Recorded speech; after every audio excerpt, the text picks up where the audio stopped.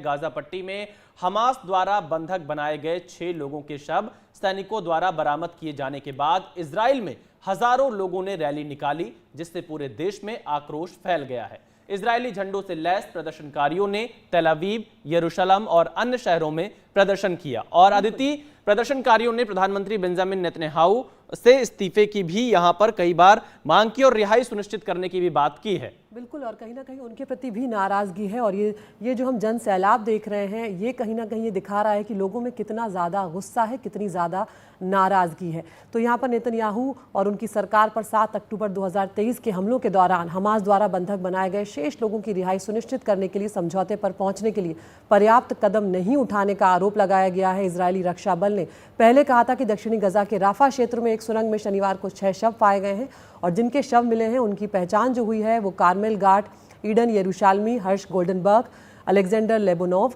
अलमोग सारूसी और master sergeant ओरी डेनिनो के रूप में हुई और इनमें एक अमेरिकी नागरिक भी शामिल थे।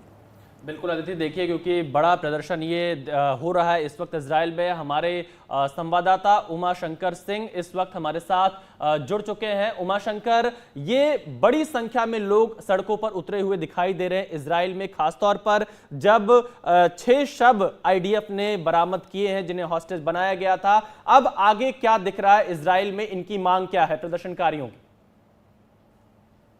जी देखिए, यूं तो जो बंधकों के परिजन हैं उन्होंने कई बार प्रदर्शन किया है तेल अवीव की सड़कों पर और दूसरे शहरों की सड़कों पर, लेकिन इस बार का जो प्रदर्शन है इसमें जो जानकारी आ रही है उसके मुताबिक तकरीबन 5 लाख लोगों ने हिस्सा लिया है। और ये जो तस्वीरें हैं ये तेल अवीव की तस्वीरें हैं और इसी तरह की तस्वीरें जो है वो यरूशलेम की भी है और दूसरे शहरों की भी है। साथ ही साथ जो ये परिजन हैं वो ये मांग कर रहे हैं कि बंधक समझौते तक पहुंचा जाए और पीएम बेंजामिन नेतन्याहू पर ये आरोप लगा रहे हैं कि उनकी तरफ से जो है वो हीला हवाली हुई है। एक बंधक संकट तक पहले पहुंचा जा सकता था, लेकिन अपनी जिद की वजह से वो नहीं पहुंचे और इसी वजह से 6 और बंधकों की जो जान है वो चली गई है। तो जो 250 के आसपास बंधक बनाए गए थे, 110 बंधक तो नवंबर 2023 में जब 1 हफ्ते का युद्ध विराम हुआ था उस समय छोड़े गए, लेकिन उसके बाद लगातार बातचीत के बाद भी कोई युद्ध विराम समझौता या बंधक समझौता है वो नहीं हो पाया है। और जो प्रदर्शनकारी हैं इसके लिए सीधे तौर पर बेंजामिन नेतन्याहू और उनके कैबिनेट को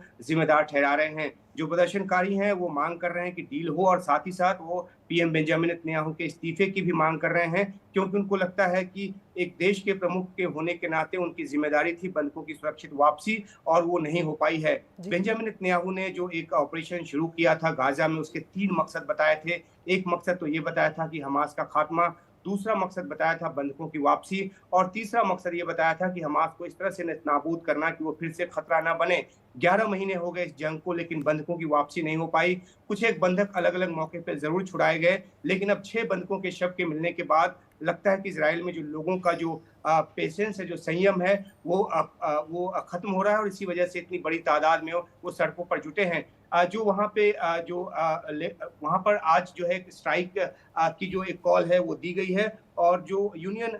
लेबर यूनियन है उनकी तरफ से स्ट्राइक की दी गई है। और अहम बात ये भी है कि जो तेल अवीव के मेयर हैं उन्होंने अपने कर्मचारियों को इस बात की छूट दी है कि वो भी प्रदर्शन में चाहें तो शामिल हो सकते हैं, यानी कि सरकारी कर्मचारियों को भी प्रदर्शन में शामिल होने की छूट दी गई है ताकि वो बंधक के परिजनों के साथ और बंधक जो अभी भी हैं तकरीबन 101 की तादाद उनकी बताई गई है, उनके साथ अपनी सॉलिडरिटी दिखा सकें। तो एक चुनौती भरा समय, लेकिन बेंजामिन नेतन्याहू की मजबूरी ये है कि उनकी सरकार जो है वो राइट विंग पार्टी के समर्थन पर टिकी हुई है, जिसका कि रुख बिल्कुल दूसरा है। वो कठोरता के साथ हमास के साथ डील करना चाहते हैं और इस बीच जो है बेंजामिन नेतन्याहू पे दबाव जो है लोगों का वो बढ़ता जा रहा है।